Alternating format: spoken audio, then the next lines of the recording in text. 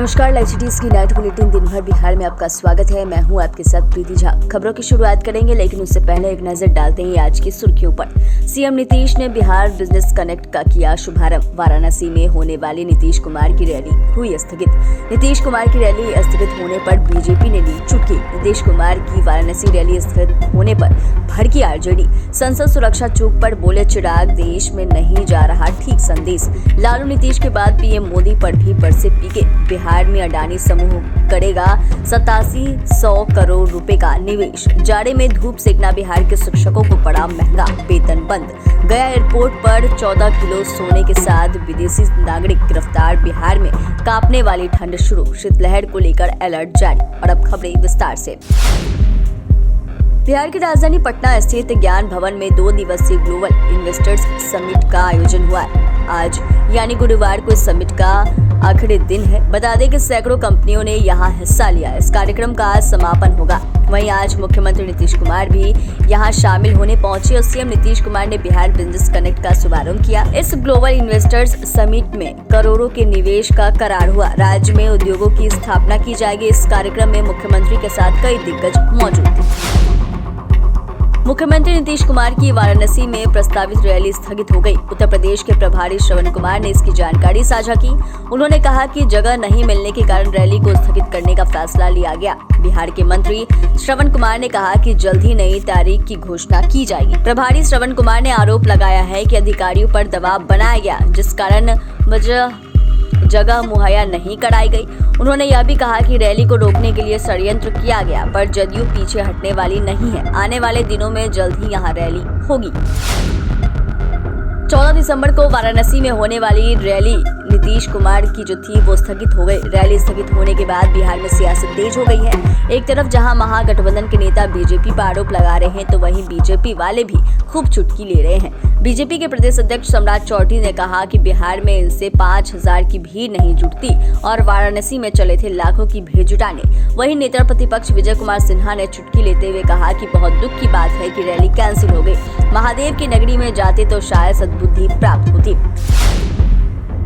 14 दिसंबर को वाराणसी में होने वाली नीतीश कुमार की रैली स्थगित हो गई। रैली स्थगित होने के बाद बिहार में सियासत तेज है। एक तरफ जहां महागठबंधन के नेता बीजेपी पर आरोप लगा रहे हैं, तो वहीं बीजेपी वाले भी खूब चुटकी ले रहे हैं। बीजेपी वालों का कहना है कि भीड़ नहीं जुटा पाए तो रैली कैंसिल करना पड़ा।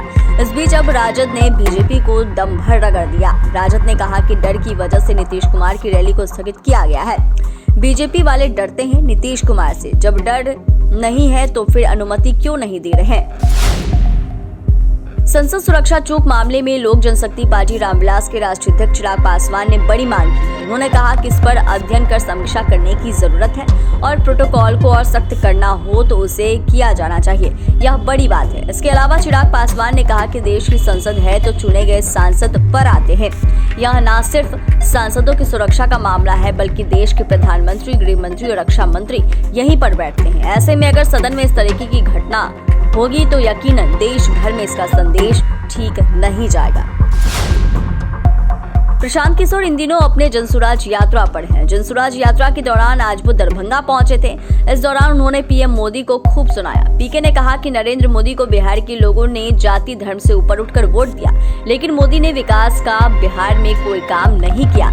उनकी जाति के कितने लोग बिहार में रहते हैं? एक भी नहीं रहते हैं। लेकिन लोगों ने ऐसा समझा कि मोदी को वोट देंगे तो हमारा विकास होगा।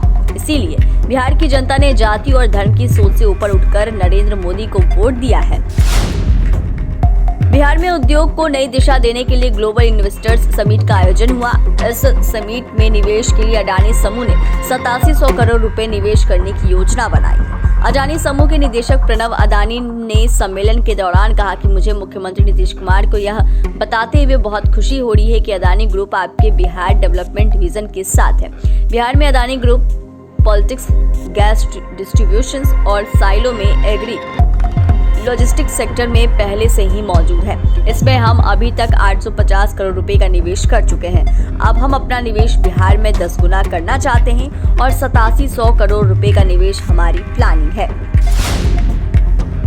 बिहार के सरकारी शिक्षकों को जाड़े की धूप सेकना महंगा पड़ गया। धूप में बैठकर बात कर रहे शिक्षकों पर कार्य में लापरवाही बरतने का आरोप लगा है। शिक्षा पदाधिकारी के आदेश पर उनके वेतन को अगले आदेश तक रोकने का निर्देश दिया गया। साथ ही पूरे मामले में ऐसे शिक्षकों से स्पष्टीकरण मांगा गया जो जाड़े के मौसम में धूप सेक रहे थे। मधुबनी के प्रखंड पंडौल का किए गए निरीक्षण के क्रम में पाया गया कि सभी कार्यरत शिक्षक निर्धारित समय तालिका के अनुरूप शैक्षणिक गतिविधि को छोड़कर धूप में बैठकर आपस में बातचीत कर रहे थे। राजस्व खुफिया निदेशालय ने गुप्त सूचना के आधार पर कार्रवाई करते हुए गया एयरपोर्ट से 2 विदेशी नागरिक को पकड़ा है। इन दोनों के पास से 14 केजी सोना बरामद किया गया। सोने की इतनी बड़ी खेप को देखकर DRI के अधिकारी भी हैरान रह गए। फिलहाल दोनों विदेशी यात्रियों से पूछताछ की जा रही है। यह पता लगाया जा रहा है कि सोना तस्करी में कौन-कौन से लोग शामिल हैं। इन दोनों विदेशियों के पास से बरामद सोने को जब्त कर लिया गया है। फिलहाल इस मामले में जांच की जा रही है। बिहार में कड़ाके की ठंड की शुरुआत हो रही है। दिसंबर के इस हफ्ते में राज्य के न्यूनतम तापमान में भारी गिरावट दर्ज हुई है। 10 स्थानों का न्यूनतम तापमान 10 डिग्री सेल्सियस से नीचे लुढ़क चुका है। पछुआ हवा से लोगों को कनकनी महसूस हो रही है।